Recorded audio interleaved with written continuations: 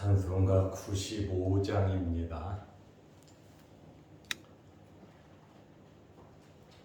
찬송가 95장. 나의 기쁨 나의 소망 되시며 나의 생명이 되신 주 밤낮 불러서 찬송을 드려도 늘 하신 마음 뿐일세. 나의 사모하는 선한 목자는 어느 꽃다운 동산에 양의 무리와 늘 함께 가셔서 기쁨을 함께 하실까. 길도 없이 거친 넓은 들에서 갈 길 못 찾아 애쓰며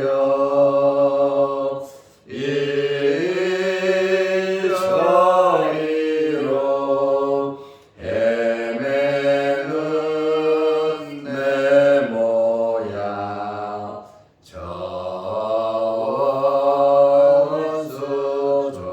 전수조로 하도다. 주의 자비롭고 와평한 얼굴 모든 천사도 반기며 주의 놀라운 진리의 말씀에 전지가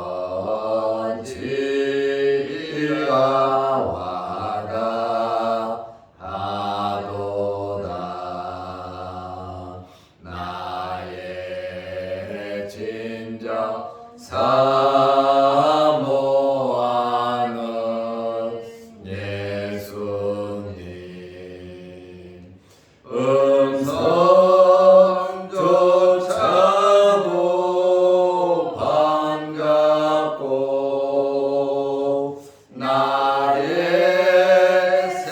생명과 나의 참 소망은 오직 주 예수 뿐일세.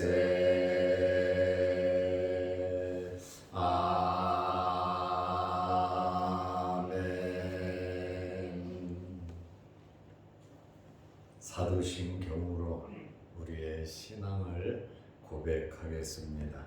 전능하사 천지를 만드신 하나님 아버지를 내가 믿사오며 그 외아들 우리 주 예수 그리스도를 믿사오니 이는 성령으로 잉태하사 동정녀 마리아에게 나시고 본디오 빌라도에게 고난을 받으사 십자가에 못 박혀 죽으시고 장사한 지 사흘 만에 죽은 자 가운데서 다시 살아나시며 하늘에 오르사 전능하신 하나님 우편에 앉아 계시다가 저리로서 산 자와 죽은 자를 심판하러 오시리라.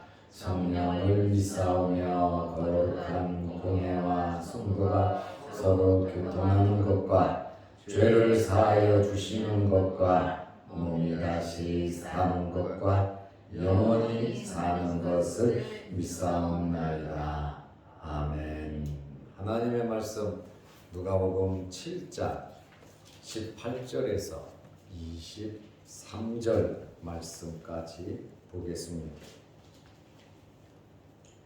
요한의 제자들이 이 모든 일을 그에게 알리니 요한이 그 제자 중 둘을 불러 주께 보내어 이르되 오실 그이가 당신 이후이니까 우리가 다른 일을 기다리오리까 하라 하며 그들이 예수께 나아가 이르되 세례 요한이 우리를 보내어 당신께 여쭈어 보라고 하기를 오실 그이가 당신 이오니까 우리가 다른 일을 기다리오리까 하더이다 하니 마침 그때에 예수께서 질병과 고통과 및 악기 들린 자를 많이 고치시며 또 많은 맹인을 보게 하신지라.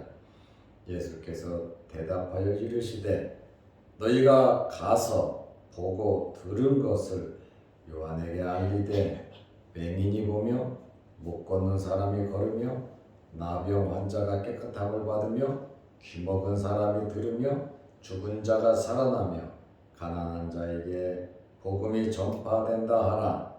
누구든지 나로 말미암아 실족하지 아니하는 자는 복이 있도다 하시니라. 아멘. 23절 말씀까지 보았습니다.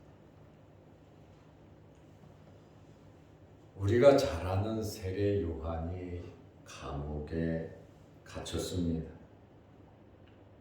세례 요한이 감옥에 갇히자 그의 제자들이 세례 요한에게 모든 일들을 알려주었습니다. 누가복음 7장 18절에 요한의 제자들이 이 모든 일을 그에게 알리니 세례 요한의 제자들은 감옥 밖에서 되어지는 모든 일들을 세례 요한에게 알렸습니다. 특히 예수님에 대한 활동에 대해서 수시로 보고를 했습니다. 그러면 세례 요한이 왜 감옥에 갇혔습니까? 세례 요한이 감옥에 갇힌 이유는 헤롯 왕이 자기 동생 빌립의 아내 헤로디아를 강제로 빼앗아 자기 아내를 삼았습니다. 이것은 있을 수 없는 일이죠. 자기 막강한 권력을 이용해서 자기 동생의 아내를 빼앗아 자기 아내를 삼았습니다. 세례 요한의 성격상 또 그의 신앙상 가만히 있을 수가 없었습니다. 세례 요한은 공개적으로 헤롯 왕을 책망했고 또 비난을 했습니다. 잘못됐다고 사람들에게 말을 했습니다. 다시 말하면 불륜을 폭로했고 회개를 촉구한 것입니다. 세례 요한이 감옥에 갇히자 예수님께서는 어떻게 하셨습니까? 세례 요한 구명운동을 하신 것이 아닙니다. 세례 요한과 합세해서 헤롯 왕의 잘못을 지적하시지 않았습니다. 예수님께서 유대 지경에 계시다가 유대 지경을 벗어나셨습니다. 그리고 갈릴리로 가셔서 그 갈릴리에서 복음을 전파하셨어요. 예수님께서 그 자리를 피하셨습니다. 두려워서 피했을까요? 아니면 몸을 사리면서 위험할까봐 예수님께서 피하셨을까요? 그것이 아닙니다. 예수님께서는 이 땅에 오신 목적이 있고 또 모든 일을 이룰 때가 있었기 때문에 예수님께서 그 자리를 피하신 겁니다. 세례 요한이 감옥에 얼마나 있었는지 성경은 몇 년 있었다 말하지 않습니다. 그러나 성경학자들은 이 세례 요한의 감옥을 1년 정도 감옥 생활한 것으로 알려져 있습니다. 결국 세례 요한은 헤로디아의 요구에 의하여 참수형, 목이 잘려서 죽습니다. 세례 요한이 참수당하기 전에 세례 요한도 자기의 사명이 있잖아요. 세례 요한의 사명은 메시아를 소개하고 메시아를 알리고 메시아의 길을 예비하는 겁니다. 세례 요한은 충분히 자기 사명 다 감당했습니다. 세례를 주었고 예수님에 대해서 예수님 공생애를 시작할 때 분명히 이분이 메시아라고 성령의 감동으로 그가 증언을 했습니다. 그런데 요한은 감옥에 있다 보니까 너무 마음이 조급했던 것 같습니다. 감옥에 있다 보니까 생각이 많아진 것 같습니다. 누가복음 7장 19절에 보면 요한이 그 제자 중 둘을 불러 주께 보내어 이르되, 제자 2명을 감옥으로 불렀어. 예수님에게 보냈습니다. 오실 그이는 메시아거든요. 오실 그이가 당신이오니까 우리가 다른 일을 기다리오리까 하라 하매, 뭔가 마음에 의심이 생긴 것 같고, 아니면 아주 확신을 갖기 위해서 2명의 제자를 예수님에게 보냈습니다. 왜냐하면 당장에 무슨 일이 일어나지 않잖아요. 자기가 메시아라고 소개를 했고 자기 평생 이분을 위해서 자기가 살았는데 뭔 일이 당장에 나라가 회복이 되고 하나님의 나라가 이루어지고 이런저런 일들이 눈앞에 나타나지 않잖아요. 그리고 자기는 감옥에 갇혔잖아요. 내가 감옥에서 도대체 뭐를 어떻게 해야 하겠는가? 세례 요한은 감옥에서 많이 염려하고 걱정이 됐던 것 같습니다. 제자를 보낸 이유는 메시아가 당신이 아니냐? 바로 이 메시아에 대한 문제입니다. 자기의 사명이죠. 당신이냐 아니면 우리가 다른 사람을 기다려야 하냐? 누가복음 7장 20절에 2명의 제자가 예수께 나와 이르되 세례 요한이 우리를 보내어. 분명히 자기들의 개인 일로 온 것이 아니고 감옥에 있는 세례 요한이 우리 선생이 지금 주님께 보냈다. 당신께 여쭈어 보라고 하기로 오실 그이가 당신이오니까 우리가 다른 일을 기다리오리까 하더이다. 요한의 2명의 제자가 정확하게 요한이 말한 것을 그대로 질문을 했습니다. 요한이 이러한 질문을 하면서 왜 이렇게 의심을 하게 되었습니까? 저는 여러분들이 말씀에 대한 믿음, 예수 그리스도의 죽으심과 부활과 다시 오심, 우리 이 신앙에 대해서 여러분들이 확신하시기를 바랍니다. 그리고 이 세상을 떠나는 그날까지 저 천국 바라보면서 하나님 말씀대로 살아가시기를 바랍니다. 어떤 환경에서도 1도 의심하지 말고 하나님 말씀 그대로 믿고 여러분의 믿음과 이 신앙을 지키시기를 바랍니다. 환경의 변화와 크고 작은 일들 속에서 우리의 믿음의 상처를 입을 수가 있다는 거예요. 그렇다 할지라도 우리의 이러한 믿음이, 예수님에 대한 우리의 믿음이 절대로 흔들려서는 안 된다라고 하는 그러한 말씀입니다. 요한이 감옥에 있다 보니까 마음이 많이 조급해진 것 같습니다. 예수님께서 메시아인가? 예수님에 대한 회의가 생긴 것 같습니다. 처음에는 확신이 있어가지고 대단하게 증거했는데 시간이 좀 지나고 세월이 흘렀잖아요. 그런데 당장에 자기가 믿고 바라던 그러한 표징이 그러한 역사가 당장 눈앞에 나타나지 않으니까 이러한 회의가 생겼던 것 같아요. 그리고 제자가 있잖아요. 예수님도 제자들이 있고 세례 요한도 제자들이 있는데 사실 초창기에 세례 요한의 제자들이 엄청나게 많았습니다. 예수님은 제자가 한 명도 없었습니다.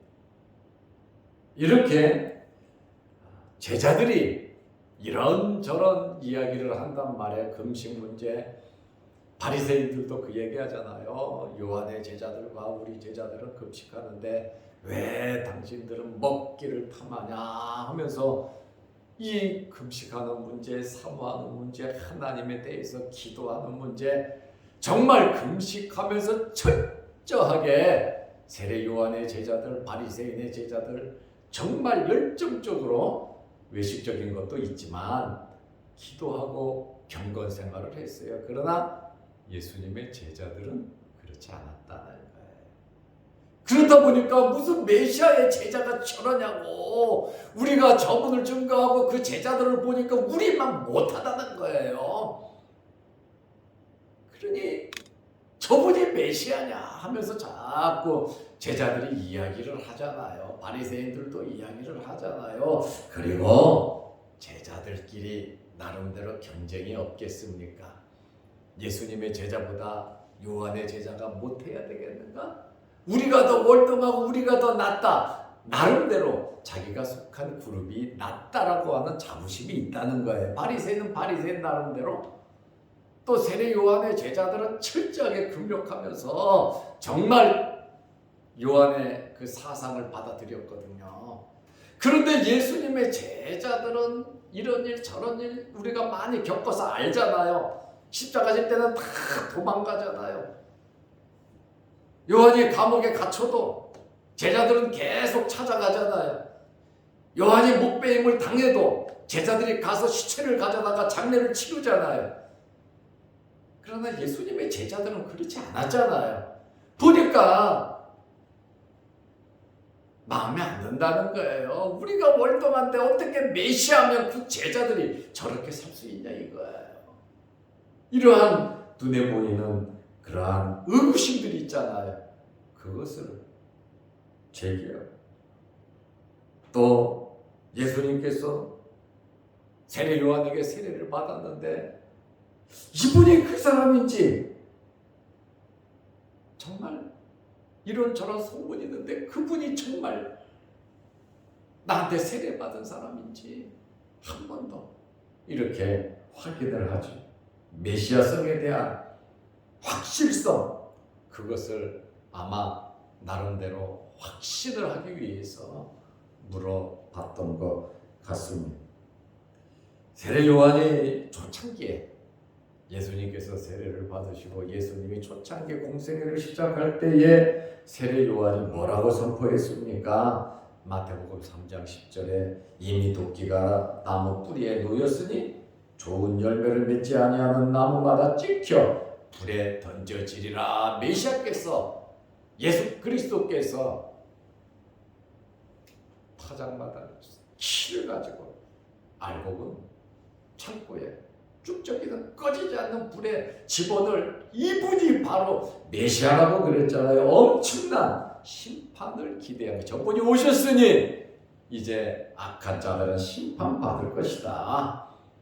나름대로 성경에 예언된 대로 그대로 바라보고 믿고 있었는데 예수님께서는 이러한 심판의 사역보다도 예수님은 사랑의 사역을 하셨다 그 말입니다. 엘리야와 같은 엄청난 표징을 기대했지요. 구약 성경의 중심이 예수 그리스도인데 유대의 모든 백성이 기다리는 자가 바로 예수 그리스도인데 엘리야와 같은 자가 와서 그 길을 닦아주면 엘리야보다 더 능력 있는 메시아가 올 것이 아니냐, 이러한 엄청난 기대가 있었다는 거예요. 그런데 예수님의 행위를 보면, 들리는 말을 들어보면 합당하지 않게 좀 약해 보였다는 거죠. 강도가. 이러한 질문에 대해서 예수님께서 답변을 해 주셨습니다. 21절에 보면 두 사람이 왔을 때, 요한의 제자들이 왔을 때 예수님께서 사역을 하고 있었습니다. 마침 그때에 두 명의 제자들이 와서 말을 하고 질문을 할 때에 예수께서 질병과 고통과 악귀 들린 자를 많이 고치시며 지금 치유 사역을 할 때, 치료 행위를 할 때 지금 이 두 명이 와서 질문을 한 거예요. 예수님 가만히 집에 있을 때 온 게 아니에요. 지금 복음을 전하고 병자들을 치료하는 또 많은 맹인을 보게 하신지라 이 치료 행위는 구약 성경의 예언대로 말하면 하나님의 나라가 임한 겁니다. 메시아의 나라가 도래된 겁니다. 바로 이러한 이적적 권능으로 메시아이심을 예수님께서 아주 간결하게 그들에게 말씀을 하고 있습니다. 예수님께서 내가 메시아다. 세례요한이 변했어? 자기 사명 감당도 못해?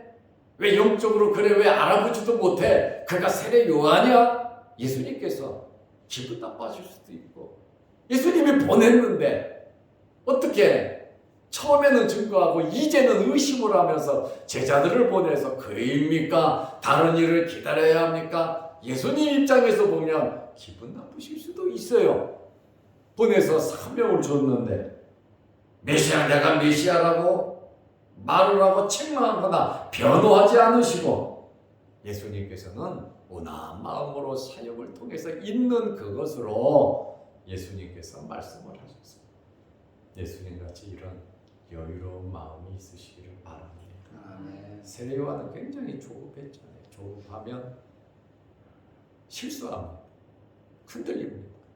그러나 예수님은 그 소리를 들었을 때 당신이 메시아 같지 않으니까 질문하는 거지, 메시아 같았으면 질문했겠습니까? 거의 당신은 메시아 같지 않아요 하니까 제자를 보낸 거죠. 확신이 있으면 너는 그분을 따라라. 그분 내 말씀에 순종해라. 나는 지금 감옥에 있으니 그분을 도와라. 이렇게 말하지 않겠습니까? 그러나 당신입니까? 기다려야 됩니까?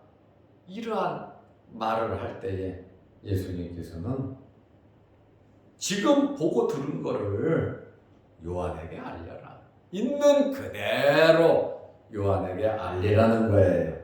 누가복음 7장 22절에 내가 메시아라고 하는 것을 6가지로 말씀을 하고 있습니다.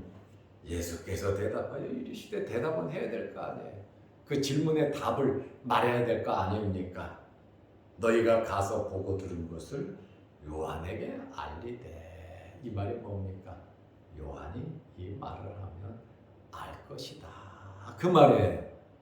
예수님께서 이렇게 온화하게 있는 그대로 있는 사실을 말씀을 하고 있습니다. 덧붙이거나 협박하거나 책망하거나 하지 아니하시고, 맹인이 보며 못 걷는 사람이 걸으며, 셋째는 나병 환자가 깨끗함을 받으며, 넷째는 키 먹은 사람이 들으며, 다섯째는 죽은 자가 살아나며, 여섯째는 가난한 자에게 복음이 전파된다 하라. 이 모든 것이 구약 성경에 예언된 말씀입니다.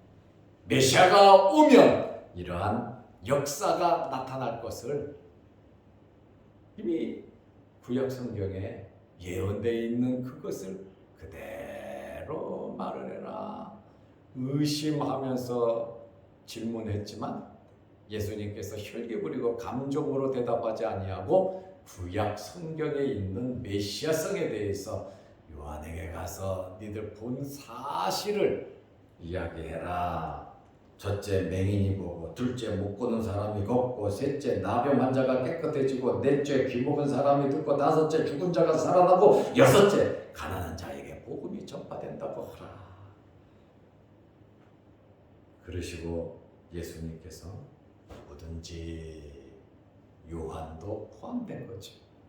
나로 말미암아, 나 때문에, 예수 때문에 실족하지 아니하는 자는 복이 있도다.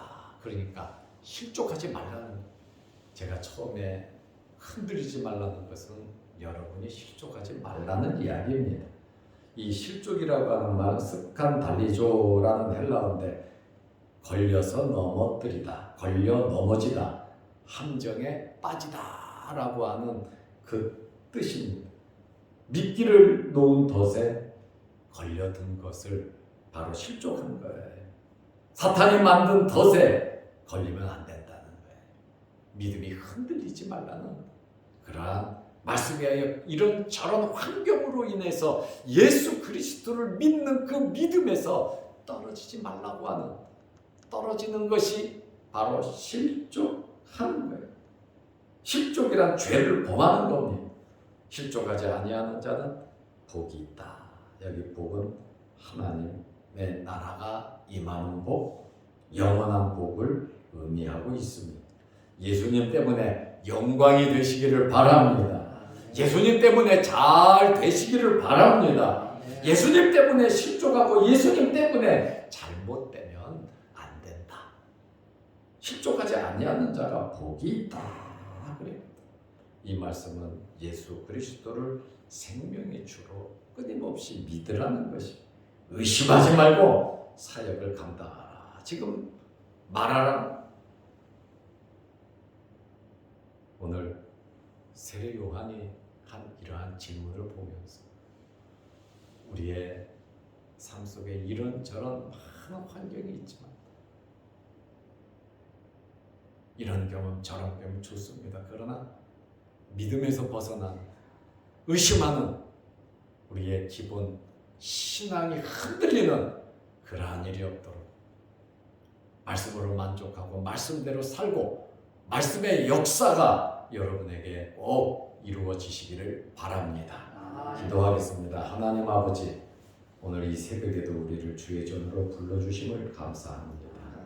특별히 육신의 질병으로 어려움을 당하는 성도들 머리부터 발끝까지 안수 안찰하시고 깨끗게 하시고, 오늘 6가지로 메시아성에 대해서 말씀하신 이 치료의 역사가 나타나게 하여 주옵소서. 말씀 붙잡고 기도하게 하시고, 말씀으로 능력이 나타나게 하시고, 말씀으로 치료의 역사가 있게 하옵소서. 오늘 새벽에 기도합니다. 하늘문 열리게 하옵소서. 또한 영상 유튜브를 보면서 함께 예배드리며 동참하는, 기도하는 성도들에게도 크신 은혜 내려 주옵소서.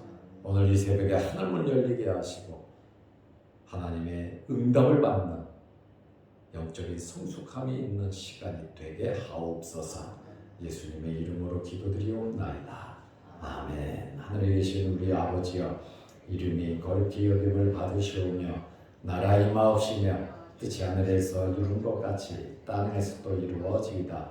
오늘날 우리에게 유용할 양식을 주옵시고, 우리가 우리에게 죄지은 자를 사하여 준 것 같이 우리 죄를 사하여 주옵시고, 우리를 시험에 들게 하지 마옵시고 다만 악에서 구하옵소서.